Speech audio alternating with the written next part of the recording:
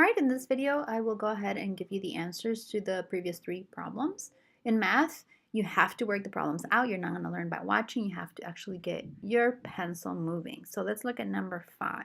We're going to follow the steps. The main idea here is that you start by labeling each coefficient, A, B, C.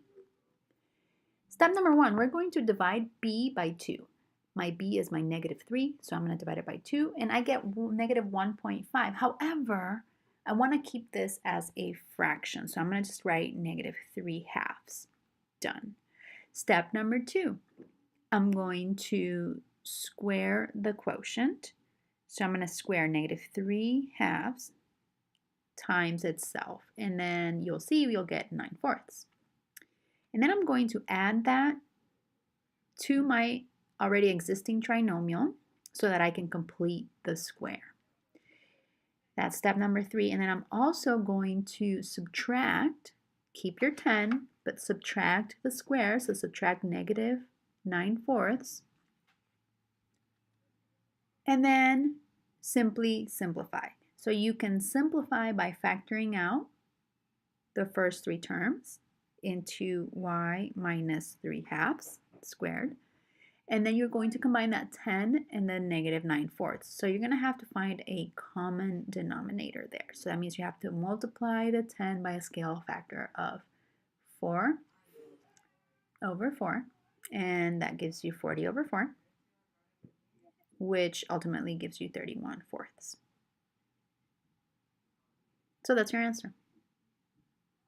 Let's look at number 7.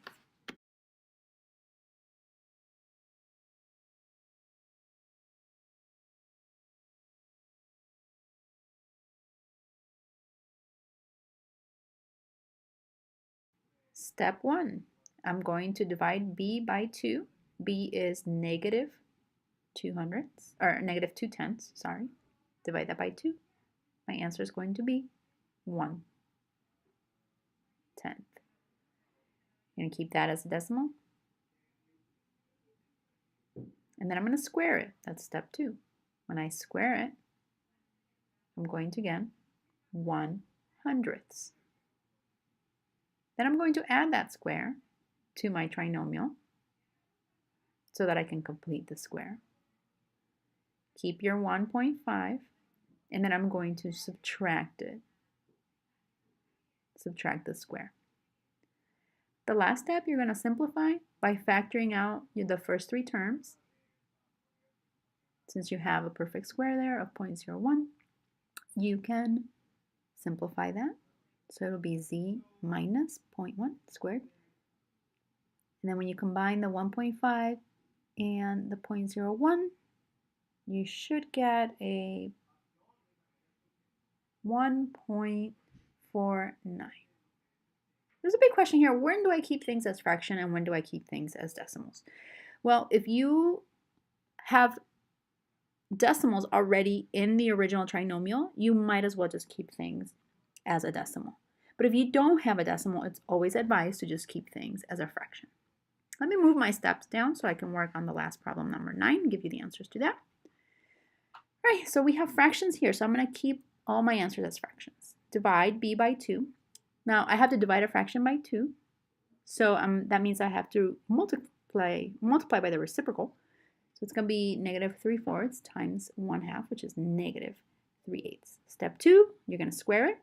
When you square it, you get 9/64. So I'm going to add that square to my trinomial.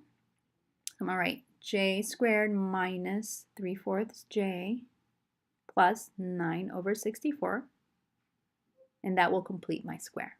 I'm going to keep that 3/4, and I'm going to subtract the 9/64, subtracting the square. Then you're going to simplify by grouping those first 3 terms and factoring it out.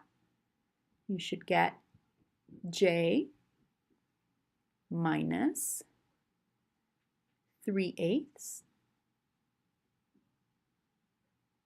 squared.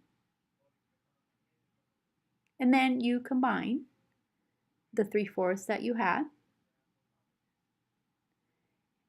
and the -9/64. Now this one's a little bit more complicated, so you have to find a common denominator. 64 does not go into 3, so you can't really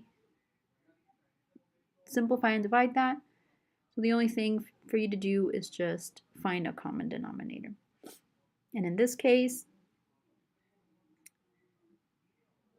if I use a scale factor of 16, I'm going to get 64 in the denominator, but I'm also going to get 48 in the numerator. So that's going to give me a 39 over 64 when I'm done with the subtraction. And that, let me pull this out, positive 39 over 64 is my final answer. The main takeaway after you're done doing the work and watching these 2 videos for lesson 11 is for you to know the steps involved in completing a square as the second method of solving a quadratic equation. You saw that in this last example, I just went straight for the rewrite because I felt comfortable with the steps. But if you don't, then follow the steps in order.